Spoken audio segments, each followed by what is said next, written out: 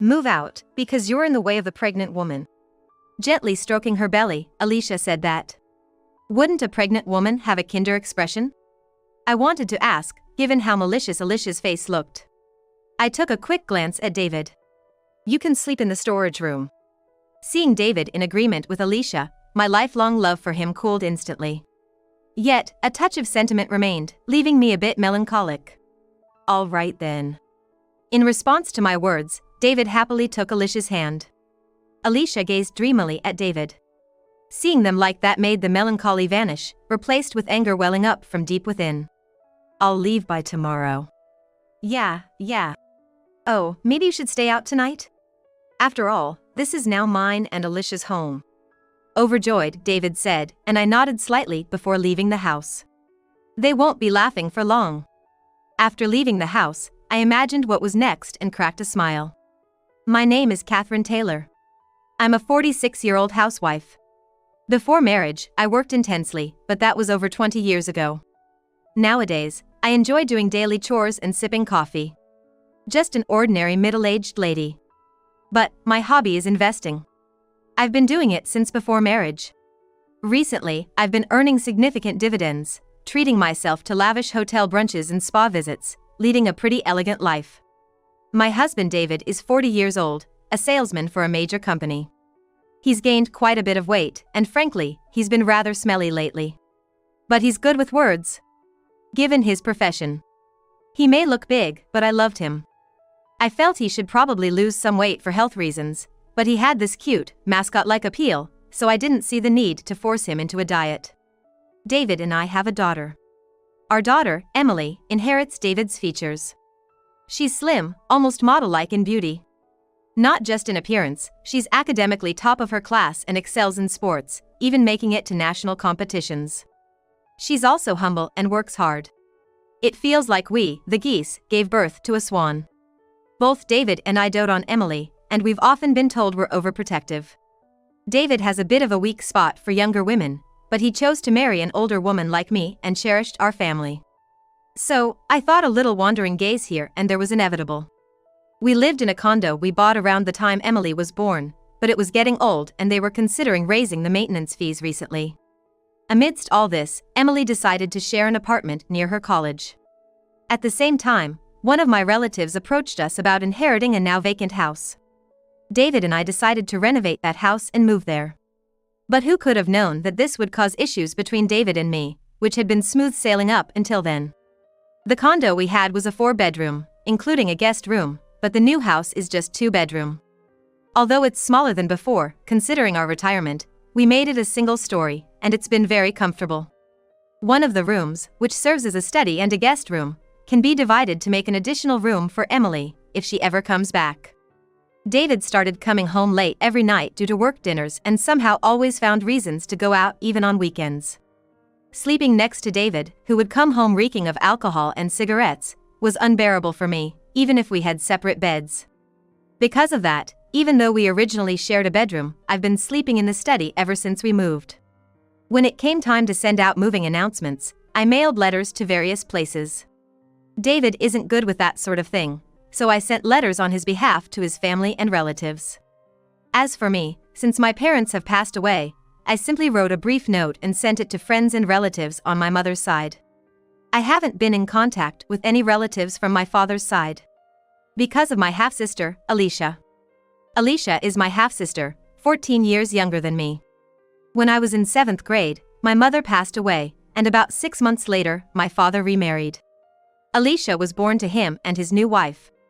At the time of their marriage, Alicia was already 2 years old, so I initially thought it was a union of 2 families with kids. About 5 years into their marriage, my father and his new wife were involved in an accident and never returned. At their funeral, relatives from my dad's side told me that he and his new wife had been childhood friends, and everyone had always thought they would end up together. But my mom had set them up through her boss, and my dad felt he couldn't refuse.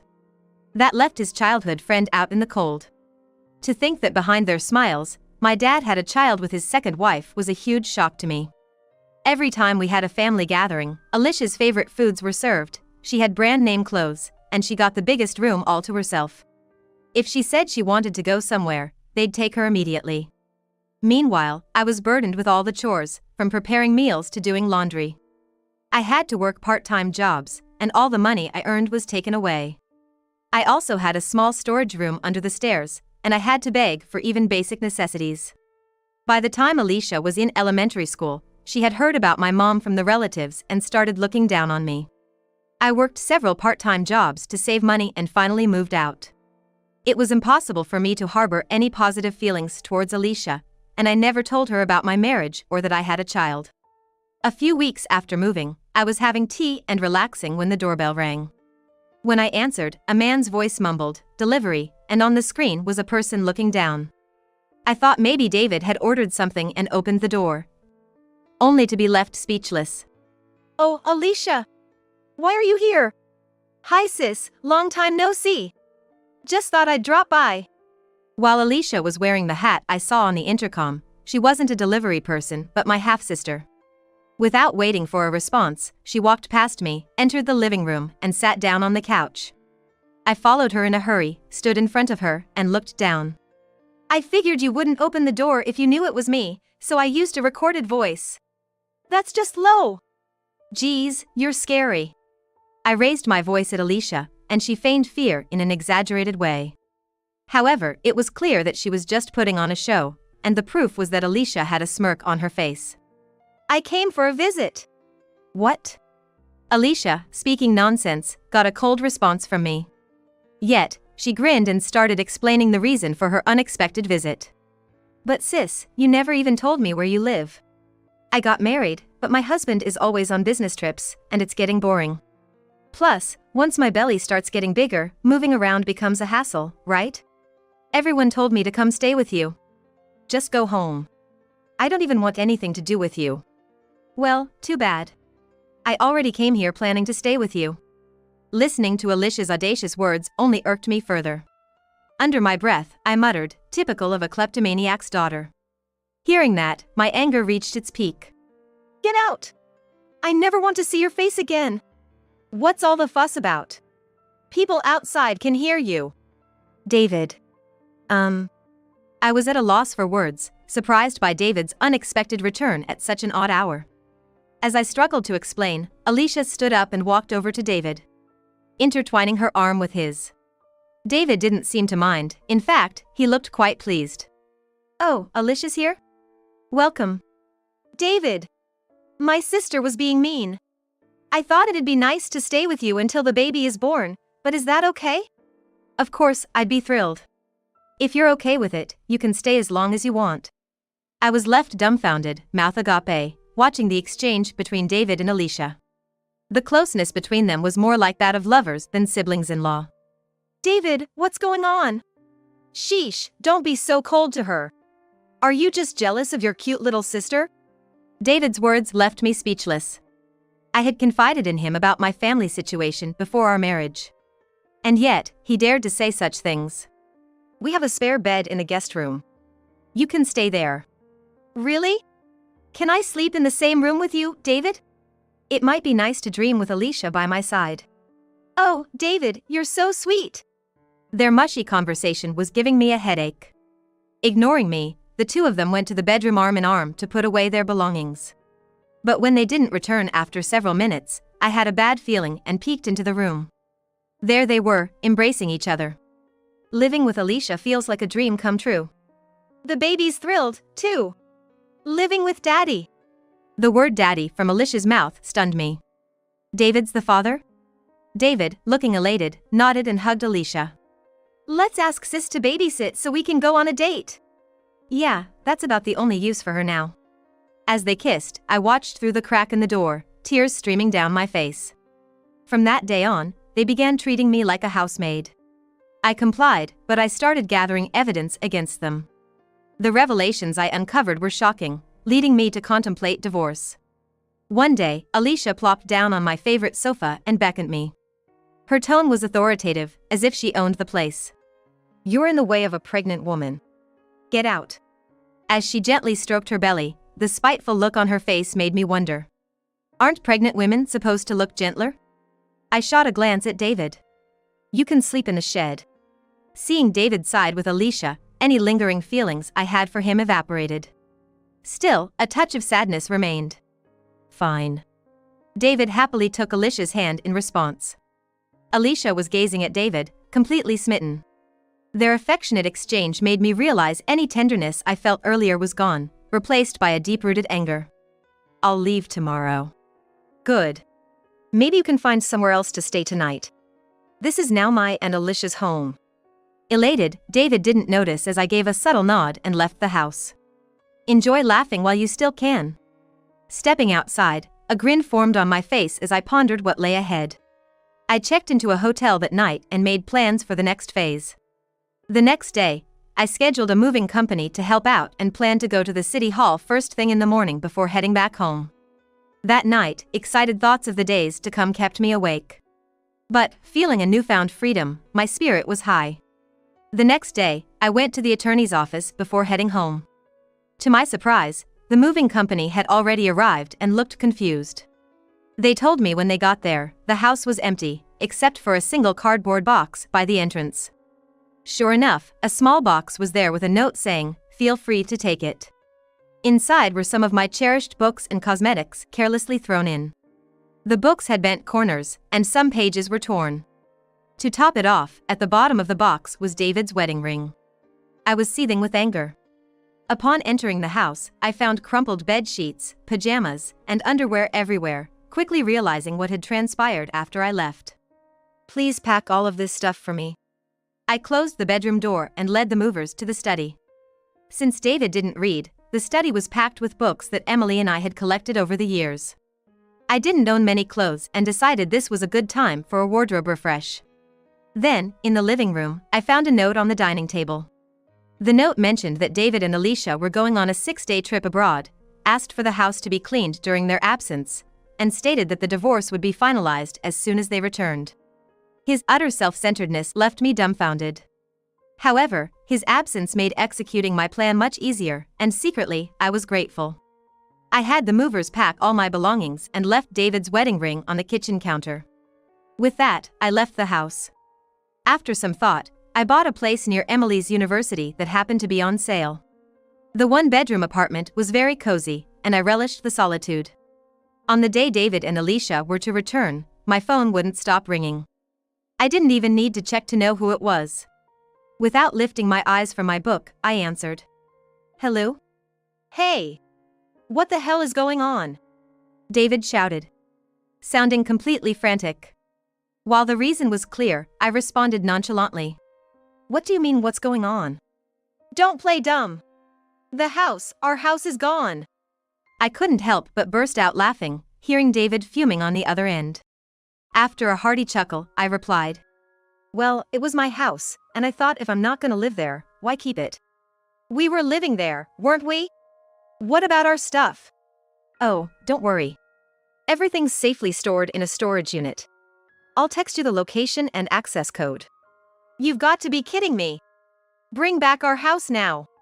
You sure have a funny way of seeing things. That land's under my name, and so is the house. Even the money used to build it was from my investments, not a dime from you. Ah! David seemed to finally recall the time the house was built. When I had consulted with David about whether to renovate or rebuild, he had thrown up his hands saying, I don't have money right now. If you want to use yours, go ahead. So, I took care of all the arrangements and payments by myself and built the house to my taste. But David, influenced by Alicia, had completely forgotten about it. Come on! The baby's gonna be your niece or nephew. Do something about the house. Alicia's in a tough spot. My niece or nephew? If there's someone out there who'd be fond of a child resulting from their spouse's affair, I'd sure like to meet them. What are you saying? You thought I didn't know? It seemed David really believed I was in the dark about it all. His formerly assertive demeanor changed completely. I pressed on. I've known about your relationship with Alicia from the day she barged into our house. Since then, I've been gathering evidence. Evidence? That high-end baby monitor Alicia had me buy when she was throwing a fit. It's been recorded. Surprised? David let out a small what in response. The baby monitor was among the first things Alicia demanded when she moved in. Having done her research, She had asked for a luxury one costing several $1,000s. I initially refused, but after being yelled at by David, I reluctantly bought it. But David and Alicia never bothered to check its settings after buying it. So, without them knowing, I had it recording everything that happened in the bedroom. Being expensive, it sure did capture everything clearly, even in the pitch dark. Both of you in bed, and all the things you did there. What? That's an invasion of privacy. At least I was just testing the baby monitor's capabilities. It's still better than a man who cheats with his wife's sister, don't you think? David seemed at a loss for words. I continued cheerfully. Oh, by the way, I think the mailbox is still there. Can you check it for me? The mailbox? Yes, I expect something's already been delivered.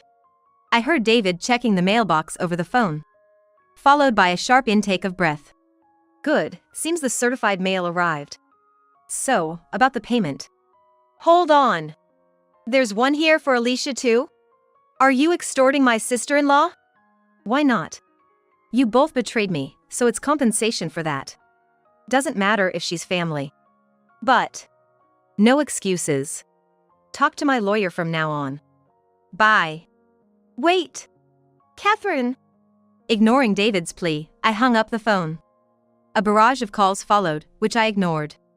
I'd already gotten a new phone over the past 5 days, so my old one was just for evidence. It wouldn't be an issue if I left it alone. David kept calling for about an hour, then seemed to give up. It appeared he had reached out to the attorney, who subsequently contacted me, sounding a bit weary. The next morning, I received a call on my new phone from a relative on my father's side. I didn't recall sharing my new number, so I figured Alicia must have sought their help, expecting them to scold me. Reluctantly, I started recording the call on my new phone and answered. Yes. How dare you kick out Alicia, who's pregnant? Apologize to her right now and offer her a new house as compensation. Why should I apologize to the woman who had an affair with my husband? I don't know what Alicia told you, but the one who should apologize is Alicia, and she's the one who should pay compensation. Like father, like daughter. This is why you can't trust a kleptomaniac's child. That's right. After all, she's the child of a father who betrayed his wife and even had a child with his mistress. Being related by blood doesn't change the fact that she's a dim-witted girl who would fall for her sister's husband. Bad upbringing, I guess. What? Yes, and please tell Alicia to never get involved with me again. Though I doubt she'll have the chance. The relatives kept babbling, but I hung up on them. Letting out all the pent-up feelings felt really refreshing.